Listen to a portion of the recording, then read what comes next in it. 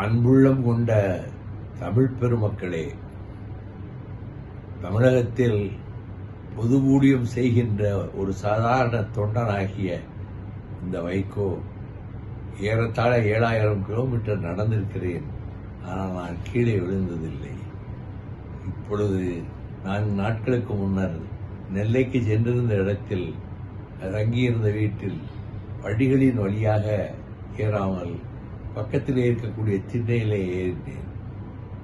அப்படியே அலைமலைத்து இடதுபுறமாக சாய்ந்து விட்டேன்.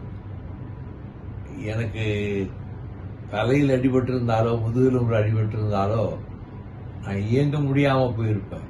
இப்போ என்னன்னா, இடது தோள்பட்டையினுடைய அந்த கிண்ணம் உடைந்திருக்கிறது, அதோடு அந்த எலும்பும் கீறி இருக்கிறது.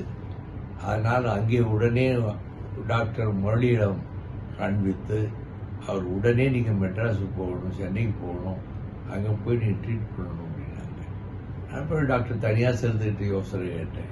அவர் இந்த எக்ஸ்ரே இருந்து வாட்ஸ்அப்பில் அனுப்பி வச்சோம். ஒன்றும் பயப்பட வேண்டாம், நீங்கள் கவலைப்பட வேண்டாம், உங்களுக்கு ரெஸ்ட் தேவை, இப்போ இந்த ரெஸ்ட் இதில் கிடைச்சிருக்கு அப்படின்னு சொன்னாங்க. எனக்கு அநேகமாக ஒருவேளை நாளைக்கே அறுவை சிகிச்சை நடைபெற்று அந்த கிண்ணம் தோள்பட்டையிலிருந்து விலகி இருக்கிறது அல்லவா, அதை திரும்ப பொருத்திவிட்டு அதோடு சேர்ந்து எலும்பும் ஒரு 2 சென்டிமீட்டர் உடைந்திருக்கிறது, அதுக்கும் சேர்த்து நாளைக்கு அறுவை சிகிச்சை செய்யலாம் என்று டாக்டர்கள் இங்கே திட்டமிட்டிருக்கிறார்கள் அப்பல்லோ மருத்துவமனையிலே.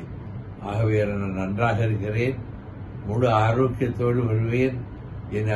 எனக்கு முன்பு போல இயங்க முடியுமா என்று மட்டும் யாரும் சந்தேகப்பட வேண்டாம். நான் உழைப்பு என்பதற்கு இலக்கணமாக இருக்கக்கூடியவர் என்பதை கலைஞரே சொல்லியிருக்கிறார்.